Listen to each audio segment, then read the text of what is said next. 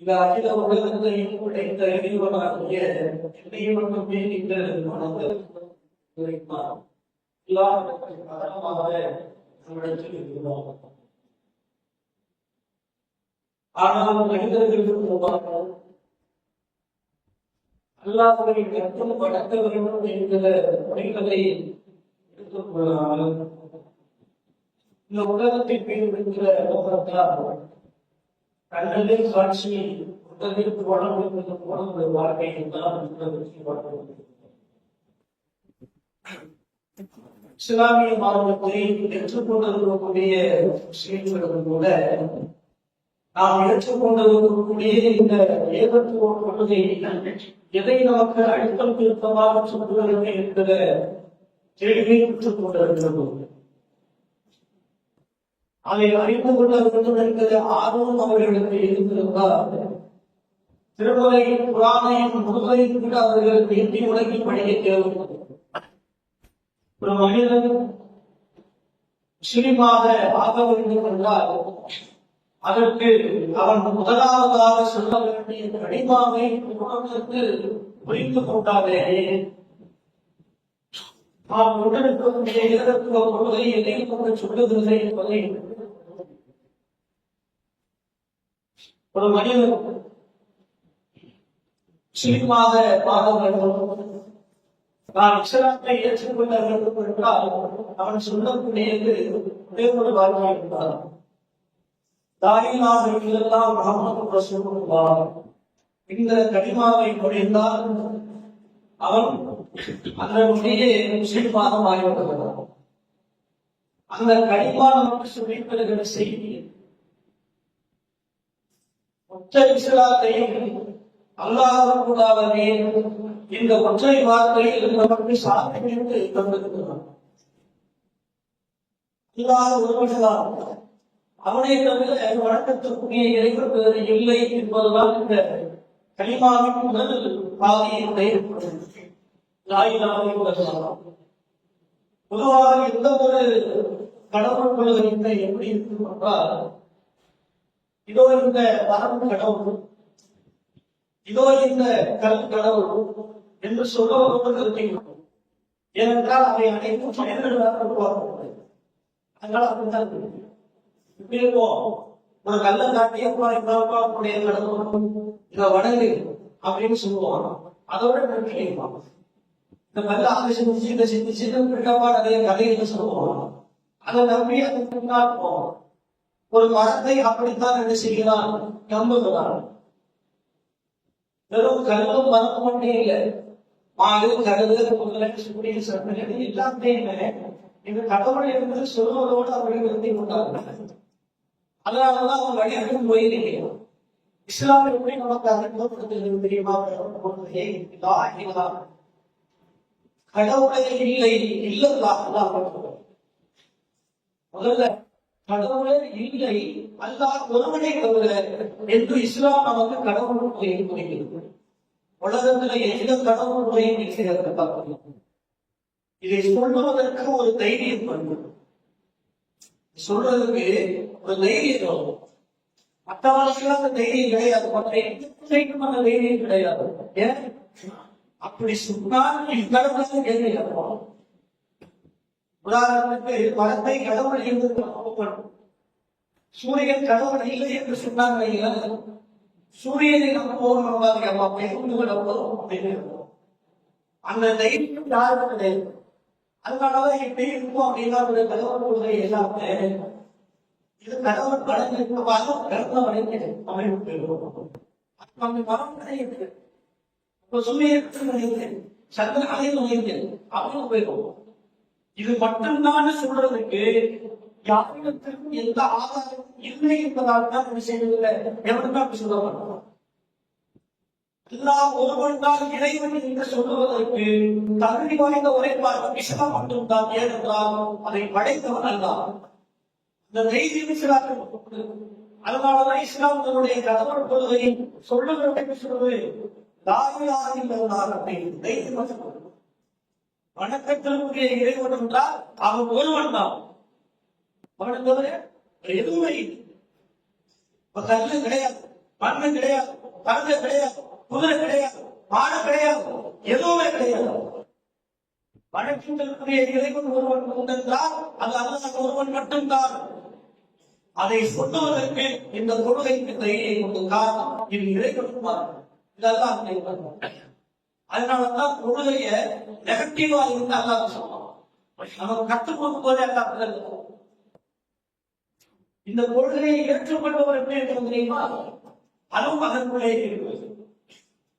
இந்த கனிமாவை ஏற்றுக்கொள்ளக்கூடிய ஒரு முஸ்லீம், நான் முஸ்லீமாக வாழ விரும்புகிறேன், லா இலாஹ இல்லல்லாஹ் முஹம்மது ரசூலுல்லாஹ் என்ற கொள்கையை ஏற்றுக்கொள்ள விரும்புகிறேன் என்று ஒருவர் சொல்கிறார் என்றால் அவன் முதலில் எப்படி இருக்க வேண்டும் தெரியுமா? இந்த வார்த்தையினுடைய பொருளை உளமாற புரிந்து கொண்டிருந்தவர்கள். சொல்லக்கூடிய செய்கின்ற நீ அல்லாஹ்வை நம்புகிறாய், சரி, நீ அல்லாஹ்வை நம்புவது பெரிய செய்தி. அல்லாஹ் ஒருவன் தான் என்று அல்லாஹ்வை தான் நான் நம்புகிறேன் என்று நீ சொல்வது பெரிய செய்தி. அல்லாஹ்வை நீ நம்புவதற்கு முன்னால் இந்த உலகத்தில் மனிதன் எதையெல்லாம் கடவுள் என்று சொல்லுகிறானோ, இதற்கெல்லாம் இறைவனுடைய ஆற்றல் உண்டு என்று நம்புகிறானோ, அவை அனைத்தை கடவுள் இல்லை என்று நீ நம்ப வேண்டும். அதுதான் அல்லாஹ் முதல்ல லா இலாஹ. நீ அல்லாஹ்வை உள்ளத்தில் ஏற்றுக்கொள்ள வேண்டும் என்றால் உன்னுடைய உள்ளத்தில் முதலில் எதையெல்லாம் மனிதன் உலகத்தில் கடவுள் என்று நம்பிக்கொண்டிருக்கிறாரோ, இறைவனுடைய ஆற்றல் உண்டு என்று நம்புகிறாரோ, அவை அனைத்தையும் கடவுள் இல்லை என்று நம்பி அதை எல்லாத்தையும் இங்கே வெளியே கொடுக்கிறாங்க. அதெல்லாம் இதெல்லாம் வெளியே இதையெல்லாம் வெளியே நீ போட்டுவிட்டு அதற்கு பின்னால் நீ சிந்திக்கலாம். கனிமாதான் நம்ம சொல்லுவோம். வாசகக்கார அப்படின்னு நினைக்கிறோம். இல்லை, அந்த வாசகத்திற்குள் இருக்கிற பொருள் பாருங்க சாதாரண. அதற்குள் அல்லாஹ் ஒரு மிகப்பெரிய சட்டத்தை நமக்கு வைத்திருக்கிறார். சொர்க்கத்திற்கும் நரகத்திற்கும் ஒரு மனிதன் செல்வதற்குண்டான விஷயத்தை அல்லாஹ் அந்த வார்த்தையில் பொதிந்து வைத்திருக்கிறார். அல்லாஹ் எப்படி நம்பணும், எப்படி நம்ப வேண்டும் என்பதைத்தான் அல்லாஹ் அந்த வார்த்தையை சொல்லிக் கொடுக்கிறார். எல்லாரும் மரத்தை வளர்ந்துட்டோம், மரத்தை வளர்ந்து சொல்ல செய்யணும். கடவுளை நம்பு அப்படிங்கிறது எல்லா மதத்திலையும் உள்ள வார்த்தை. எல்லா மதங்களையும் உண்டு. எல்லாருமே என்ன செய்யலாம்? கடவுள் கடவுள் நம்ப அப்படின்னு, ஆனா வந்து கடவுள் நம்ப அப்படின்னு, கல்ல பார்த்தாலே கடவுள் நம்ப அப்படின்னு. அப்ப அல்லாஹ் கடவுள் நம்ப அப்படிங்கிறது இதற்கு முன்னாடி என்ன இருக்கணும்? கடவுளை நம்புகிறேன், அல்லாஹ்வை நம்புகிறேன், இறைவனை நம்புகிறேன் என்றால் அவன் ஒருவன் தான், அவனை தவிர வேறு யாரும் நான் நம்ப மாட்டேன் அப்படிங்கிறது. அதை அஸ்திவாதத்திலேயே புரிய வைக்க வேண்டும், அதை ஆரம்பத்திலேயே தெளிவுபடுத்த வேண்டும் என்பதற்கு தான் அல்லாஹ் முதல்லையே என்ன உள்ள உண்டாக வைக்கலாம் அப்படின்னா லா இலாஹ இல்லல்லாஹ் அதிலேயே நம்ம சொல்றேன்.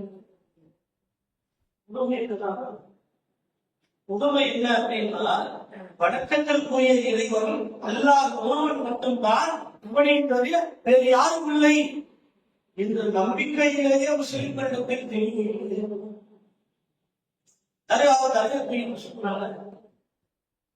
தருகாவோட செத்து போன போய் எங்களுக்கு குழந்தைய புகழ்ந்து வைக்கலாம், எங்களுக்கு ரிசுத்த புகழ்ந்து வைக்கலாம், எங்களுக்கு இன்னும் தேவையான எல்லா விஷயங்களையும் வாரி கொடுக்கின்ற இருக்கலாம். இப்படி கேட்கிறீர்கள். லா இலாஹ இல்லல்லாஹ் என்று மொழிபெயர்த்து மரணித்து போனவர்களிடத்தில், செத்த பிணங்களிடத்தில் போய் கேட்கக்கூடிய கேட்கிறீர்களே, நீங்கள் சொன்ன கனிமாவுக்கு என்ன அர்த்தம் போகுது? அதை சரியாக மனிதன் ஆழமாக புரிந்து கொள்ள வேண்டும், மனதில் பதிந்து கொள்ள வேண்டும் என்பதற்கான அர்த்தமா சொல்லித்தரலாம். இந்த வார்த்தையுடைய மகத்துவத்தை கூட புரிந்து கொள்ளாதவர்களாக சொல்லுவார்கள். ஒவ்வொரு இறைத்துவதற்கு எதற்காக, ஒவ்வொரு இறைத்துவதற்கும் இந்த வாக்கியத்துக்காக தங்களுடைய வாழ்வையை அர்ப்பணித்ததற்காக இந்த ஒற்றை வாக்கியத்திற்காக அதை எதற்கு இல்லை. இறைவன் ஒருவன் தான், அவனை தவிர வணக்கங்களுக்குரியவன் வேறு எவனும் இல்லை. அவனுடைய ஆற்றல் அவனை தவிர வேறு எதற்கும் இல்லை என்பதை சொல்வதற்குத்தான் எல்லா தூதர்களும் உண்டாகும். அனைத்து தூதர்களும் உண்டாகும்.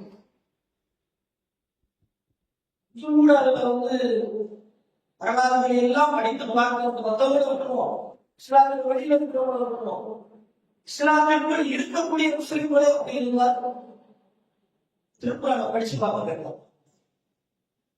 திருமறை குரான் நமக்கு எவ்வளவு அழகாக அவ்வளவு செய்திகளையும் எழுத்தம் திருத்தமாக சொல்வது.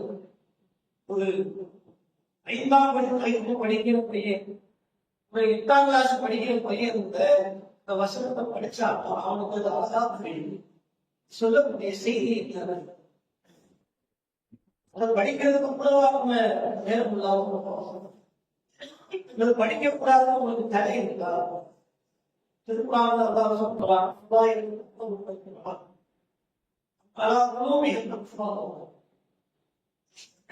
இந்த திருமறை குரானை படிக்காமல் சிந்திக்காமல் இருக்க உங்களுக்கு என்ன தெரியுது? குரானை படிக்காமல் இருக்க உங்களுக்கு என்ன தெரிந்தது? உங்களுடைய உள்ளங்களின் மீது நடப்பு வச்சிருக்கா படிக்கக்கூடாது. பிற மதங்களின் கடை உண்டு, பிற மதங்களின் கடை உண்டு. வேதத்தை நீயப்புறா படிக்கலாம், கீழ்சாதிக்கான நெய்வேதத்தை படிக்கலாமா? நீ படித்தால் உடைய நாட்டை அழைக்க வேண்டும் அப்படின்னு நாங்கள் வச்சிருக்கோம். நீ வேதத்தை படித்தால், வேதத்தை நீ சரியேற்றால் உன் காதில் இயற்கை காட்சி ஊற்ற வேண்டும். மற்ற இடங்கள்ல இங்கே உண்டா? பிற இடத்துல வந்து காலத்தை படிச்சா உட்காந்து, ஆனா படித்தால் அறிவு கிடையாது. அதனால இது அல்லாஹ்வுடைய மார்க்கம், அனைவரும் அறிந்து கொள்ள வேண்டிய மார்க்கம். அதனால் படித்து அவ்வளவு படிக்கிறது. நமக்கு தடை இருக்குதா? நீதான் படிக்கணும், நீ படிக்க கூடாது, உனக்கு மட்டும்தான் இது தெரியணும், உனக்கு அது தெரியக்கூடாது என்கிற தடை உண்டா நமக்கு? இல்லையே. இந்த அனைவருக்கும் தானே இருக்கிறார். மனிதராக பிறந்த அனைவருக்கும் திருக்குறான் திறக்கப்பட்டிருக்கிறது. அப்படி தரப்பட்டிருக்கக்கூடிய வேதத்தை படிக்காமல் சிந்திக்காமல் விளைக்கலாம். நீங்க தர்காவில் போய் மண்டியிட்டு கிடப்பதற்காக திருமலையை படிக்கவில்லை, அவ்வளவுதான். இதை சிந்திக்கவில்லை. இறைவனுடைய கட்டளை கற்றப்படவில்லை, ஏற்றுக்கொள்ள. அது அவ்வளவு அழகாக ஒவ்வொரு நபிமார்களுடைய வரலாறுகளை வரிசையா சொல்லலாம். எதுக்கு அந்த வரலாறு? சின்ன பிள்ளைங்க வைத்துக்கோ என்ன சொல்லி தூக்க வைக்கிறதுங்களா? பிள்ளை துன்பம் அணிகிற கதை சொல்லி நாளாக்கு பார்த்ததுக்காக குரானுடைய கதையை சொல்லுவோம் அப்படின்றதுக்கா என்ன நினைக்க கொண்டிருக்கும்? உங்களுடைய கூட நினைத்துக் கொண்டிருக்கிறோம் வார்த்தைகள், அல்லாஹ்வுடைய உபதேசங்களை எப்படி புரிந்து வைத்திருக்கிறோம் உள்ளத்தில். அதில் உள்ள ஒவ்வொரு செய்திகளும் நமக்கான நடைமுறைகள் இல்லையா? நமக்கான பாடங்கள் இல்லையாது? பயமே இல்லாமல் வாழ்ந்து கொண்டிருக்கிறோம். ஒவ்வொரு இறைவர்களை அல்ல வேலை இல்லாமல் அவர்கள் செய்த தியாகங்கள், அவர்கள் உழைத்த உழைப்புகள் எல்லாம் எதற்கு? அல்லாஹ்வை இணைகள் பெற்றுவிடக் கூடாது. ஒரு முஸ்லிம் அல்லாஹ்வை இணைகள் பெற்றுவிடக் கூடாது. அல்லாஹ்வை மட்டுமே உங்களை சொல்வதற்கு தானே ஒவ்வொரு வைத்துக் கொண்டிருக்கிறார்கள். ஒவ்வொரு வாரமும் அவர்கள் சும்மா பல செய்திகளை கேட்டுட்டு நம்ம கடமை கேட்கிறது அப்படின்னு வீட்டுக்கு போவோம். சாயந்தரம் ஊட்டி சாப்பாடை சாப்பிட்டு ஒரு குடும்பம் மட்டும் சரியான யோசிச்சு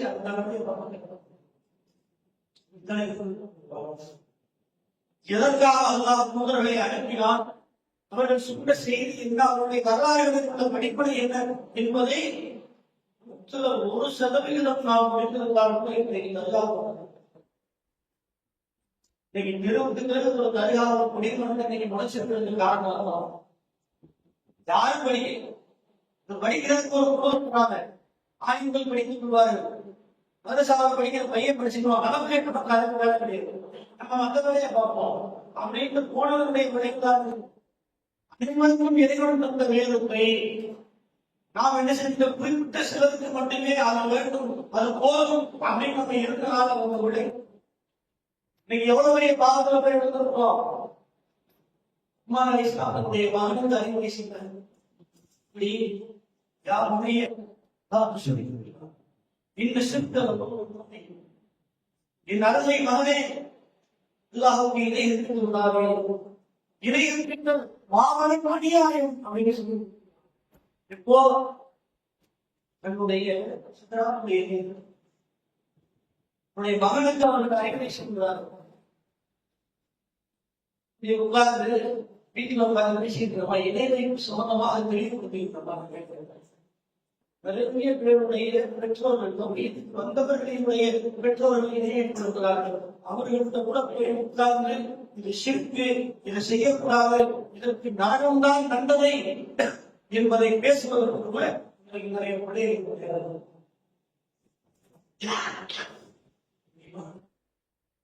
இணை வைப்பு ஒரு மாபெரும் அநியாயம்.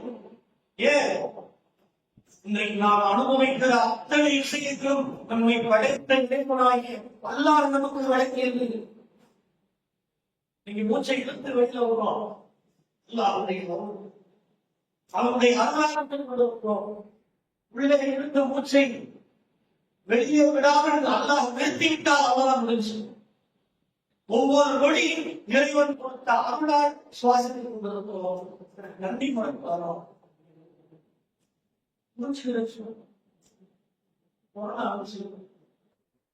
கொரோனா ஏன் எல்லாரும் செத்து போறாங்க?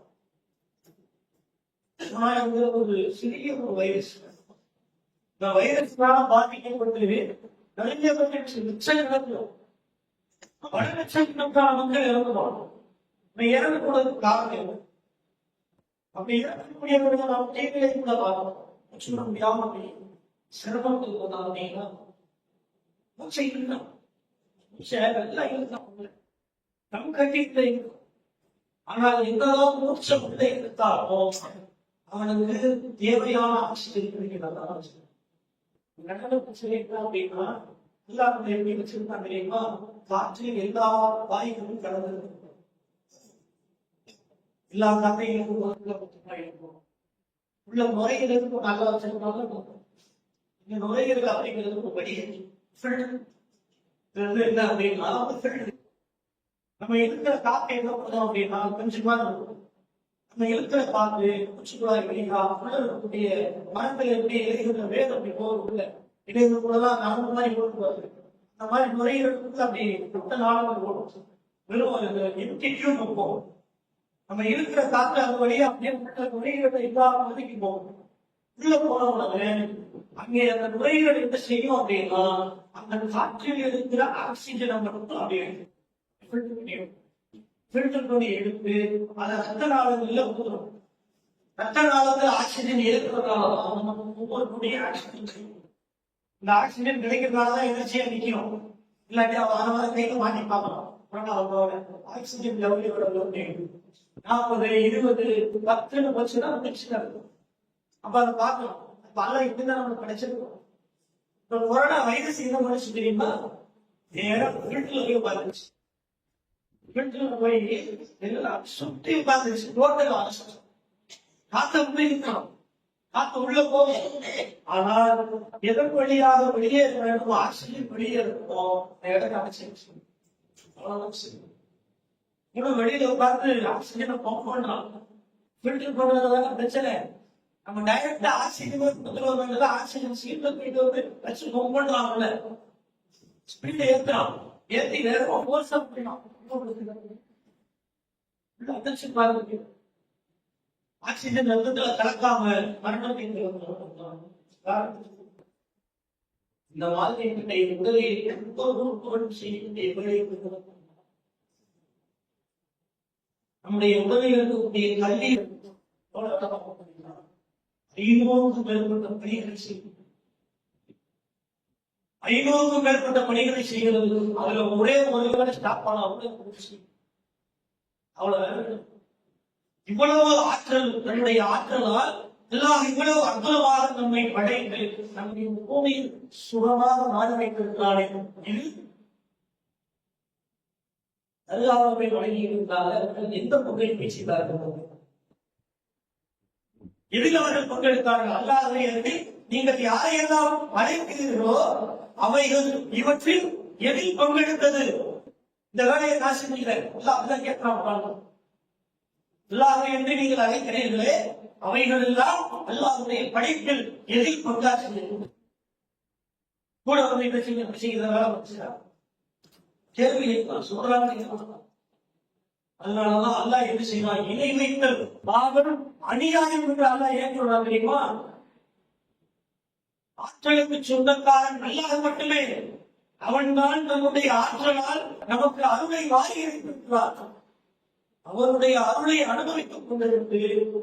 அவனுக்கு நன்றி செலுத்தாமல் அவனால் படைக்கப்பட்ட எதற்கு சக்தி இல்லாத எந்த நன்மையும் தீமையும் நமக்கு தர இயலாத ஒன்றுக்கு போய் செய்து கொண்டிருக்கிறோமே, அவர்களிடம் போய் கேட்டுக் கொண்டிருக்கிறோமே. அதனாலதான் அல்ல அநியாயம். இந்த அநியாயத்திற்கு அல்லாஹ்விடத்தில் மன்னிப்பே கிடையாது.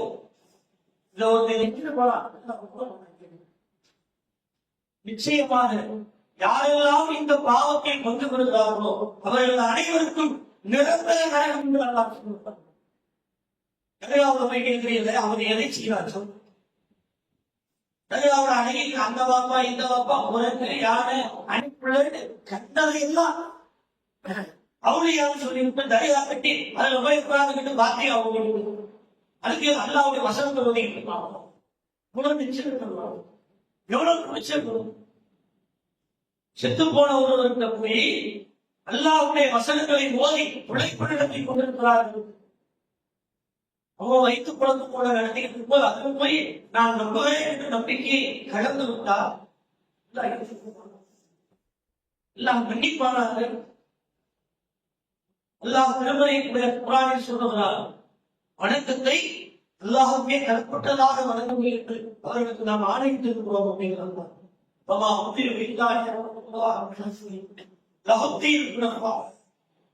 வணக்கத்தை அல்லாஹ்வுக்கு மட்டுமே நீங்கள் ஆக்க வேண்டும் என்று அவர்களுக்கு ஆணையிடப்பட்டிருக்கிறது அப்படிங்கிறார். வணக்கம் அல்லாஹ்வுக்கு மட்டுமே சொந்தமாக. அப்படிப்பட்ட வணக்கத்தை போய் இதுவரைதான் செய்கிறார். செத்து போனவர் எப்படி முதல் பார்க்கும்போது தண்ணி அவருடைய சிறியர் பார்க்கலாம். அல்லாஹ் என்று யாரையும் அழைக்கிறீர்களோ அப்படி சிறியர் பார்க்கலாம். நீங்கள் கேட்பதை ஒருவருக்கு அர்த்தம் வந்தால் அவருக்கு முதலிலேயே சொல்வது கேட்கலாம். இப்படி கேட்கிறார்கள் என்றால் அதுக்கு ஆதாரம் உண்டா? அவங்க கேட்கிறாங்க, நீ சொல்றீங்க என்ன ஆதாரம்? முதலில் அவர்கள் கேட்க வேண்டும். அவர்கள் கேட்கிறார்கள் என்றால் அவர்கள் கேட்கிறார்கள் என்பதற்கு ஆதாரம். சரி, அப்படி கேட்டு விட்டார்கள் என்றால் அவர்கள் உனக்கு தந்தார்கள் என்பதற்கு என்ன ஆகும்? அவர்கள் தான் உனக்கு கொடுப்பார்கள் என்பதற்கு என்ன ஆதாரம்? ஒவ்வொன்றுக்கும் அல்லாஹ் ஆதாரத்தை கொடுக்கிறார்கள். தர முடியுமா?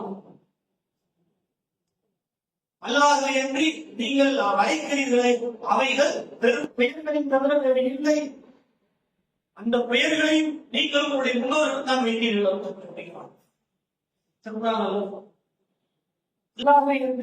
நீங்கள் யாரை அழைக்கிறீர்களோ அவற்றுக்கு நீங்களும் உங்களுடைய முன்னோர்களும் தான் பெயர் வைக்கிறீர்கள். அந்த பெயரை தவிர அவற்றுக்கு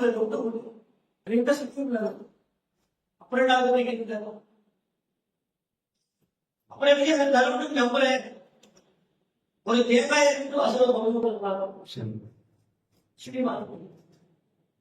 பச்சை துணியில ஒரு தேங்காயை கட்டி அதை வீட்டு வாசல் என்னவா அப்படின்னு கேட்டா என் வீட்டுக்கு ஒரு விஷயம் அடிக்கிறோம் தேவாங்கி எல்லாருமே 1000 வருஷம் வாழ்றாங்க. ஆட்களுக்கு போறாம வாழ்ந்தாங்க. காசு பணம் வராம இருந்ததை இல்லைன்னு சொல்ல முடியாது. ஒருபோதும் அல்லாஹ் விதித்த வைத்தது வேறு ஒன்றும் எங்களை அழகாக என்று சொல்ல வேண்டிய விஷயங்கள். இந்த தேங்காயை வைத்தால் எங்களுக்கு எங்க பிரச்சனை வராதுன்னு நம்பிக்கை திருக்குறானுடைய இந்த வசனத்தை படித்திருந்தால் வீட்டு வாசனத்தை அப்போ ஒவ்வொரு இறைத்துவதற்கும் இறை வைத்த இந்த மாபெரும் அநியாயத்திற்கு எதிராக பிரச்சாரம் செய்திருக்கிறார்கள். தங்களுடைய வாழ்வை அர்ப்பணித்திருக்கிறார்கள். மக்களுக்கு மத்தியில் அந்த இறைத்துவத்தை திருப்பி சொல்லியிருக்கிறார்கள். எல்லாரும் அதை நம்முடைய வேதத்தின் வழியாக சொல்லும். திருக்குறானை படிக்க வேண்டும். நீங்கள் சாதாரணமாக படித்தாலே அது சொல்லக்கூடிய செய்தி நம்முடைய அறிமுகங்களில் இருக்கும். நம்முடைய பகுத்தறிவை திறக்கும். இறைவனுக்கு எதிர்ப்பிக்கக்கூடிய அத்துணை பாவங்களையும் அது நமக்கு அழகாக விளக்கும். இதிலிருந்து உலகக்கூடிய காரணம்.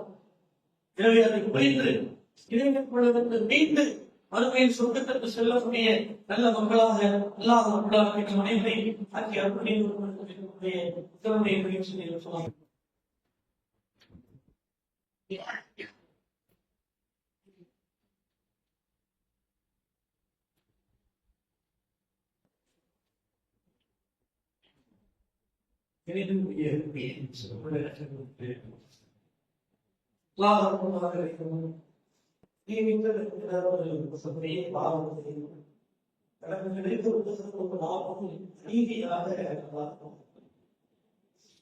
பாவத்தை செய்யக்கூடிய எந்த மனிதனுக்கும் அல்லாஹ் சொர்க்கத்தை இணைப்பவர்களுக்கு அல்லாஹ் சொர்க்கத்தை கடைசி விட்டான்.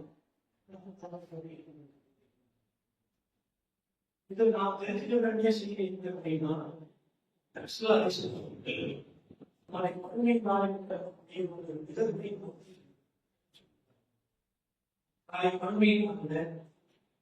நரகத்தின் மீது ஒரு வாழம். இந்த வாழத்தின் அடையாளம் நரகத்தை கடந்துதான் ஒவ்வொரு முஸ்லீமும் சொர்க்கத்திற்கு செல்ல வேண்டும். மூமின்கள் அந்த பாடத்தை காற்றை விட வேகமாக கடந்து செல்வார்கள்.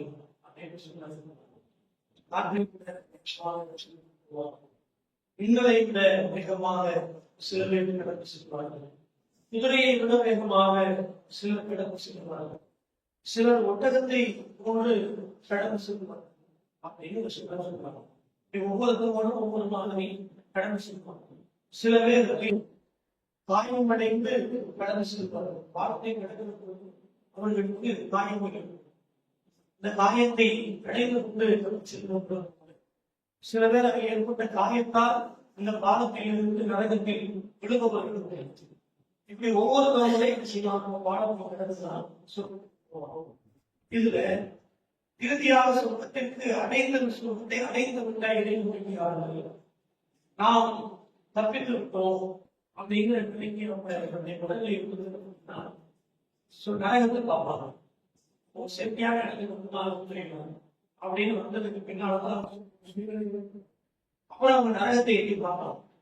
நரகத்தை அந்த மக்கள் பார்க்கிற பொழுது நரகத்தில் நிறைய பேர் கடுமையாக நெருங்கி செய்யும்.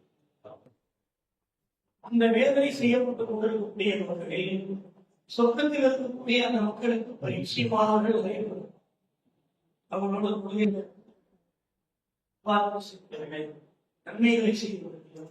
இப்படி நிறைய பேர் செய்வாங்க. இந்த நரகத்தில் கிடைத்த வேதனை செய்யப்படும். அதை பார்த்துவிட்டு அந்த இறை நம்பிக்கையாளர்கள் எல்லாவற்றையும் வாசிப்பார்கள். யாரெல்லாம் இவர்கள் எல்லாம் எங்களோடு உலகத்தில் நல்ல காரியங்களை ஈடுபட்டவர்கள், யாரெல்லாம் அவர்களுக்கு நீ மன்னிப்பை கொடு, அவர்களுக்கு நீ சொர்க்கத்தை கொடு என்று அல்லாஹ் நோக்கி மன்றாடுவார்கள். எந்த அளவிற்கு அவர்கள் மன்றாடுவார்கள் என்றால் சொல்கிறார்கள், இந்த உலகத்தில் உறுதி செய்யப்பட்ட ஒரு விஷயத்தை கூட நீங்கள் இடத்தில் அவ்வளவுதான் கேட்க மாட்டீங்க, அவ்வளவு உறுதியோடு கேட்க மாட்டீங்க. அந்த அளவுக்கு நாளை மறுமையில் அந்த மக்களுக்காக நீங்கள் அதிகமாக எல்லா அப்படி அல்லாஹ்விடத்தில் அவர்கள் மன்றாடி என்பதையே அல்லாஹ் என்ன சொல்லுவானா, இறை நம்பிக்கையாளர்களை பார்த்து சொல்லுவான், உங்களுடைய தோழர்களை மக்கள் யாருடைய உள்ளத்தில் ஒரு தீனார் அளவுக்கு இறை நம்பிக்கை அவர்களை நீங்கள் என்ன செய்ய முடியுமாங்க அப்படின்னு சொல்லுவோம். அப்ப அவங்க என்ன பண்ணுவாங்க, நேரா போய் அடையாளம் கொண்டு கொண்டாங்க மக்களை எல்லாம் பார்த்து யாருடைய எல்லாம் சொன்னாங்க தீனார் அளவுக்கு இறை நம்பிக்கை என்பது அவர்களை எல்லாம் அதுக்கடுத்து அல்லா சொல்லுவாங்கன்னா, யாருடைய உள்ளத்தில் அனை தீனார் அளவுக்கு ஈமான் இருக்கிறதோ அவர்களுக்கு பின்னாக அடுத்தவங்க போய் அனை தீனார் அளவுக்கு ஈமான் கொண்டவர்களே வைத்திருக்கிறார்கள். அதற்கு பின்னால் சொல்லுவானா, யாருடைய உள்ளத்தில் கருகளும் அணுவளவு ஈமான் இருக்கிறதோ அவர்களுடைய ஈமான் தாயிலாக இல்லாமல் அணு அளவு ஈமான் யாருடைய உள்ளத்தில் இருக்கிறதோ அவர்களை அழைத்துவார்கள் அப்படின்னு அவர்களை என்ன அப்படின்னா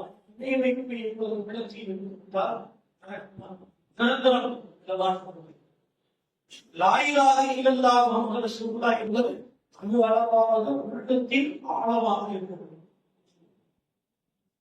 அணு அளவாவது நம்முடைய உள்ளத்தில் ஆழமாக இருந்தால்தான் நான் இந்த உணர்வுகளாக மக்களுக்கு போகாது.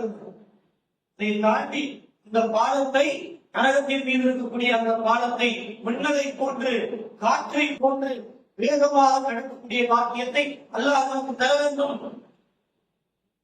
இதை தாண்டி இது ஒரு நிலையில்தான் நாம் இருக்கும். அல்லாஹ் நமக்கு கற்பனை வேண்டும்.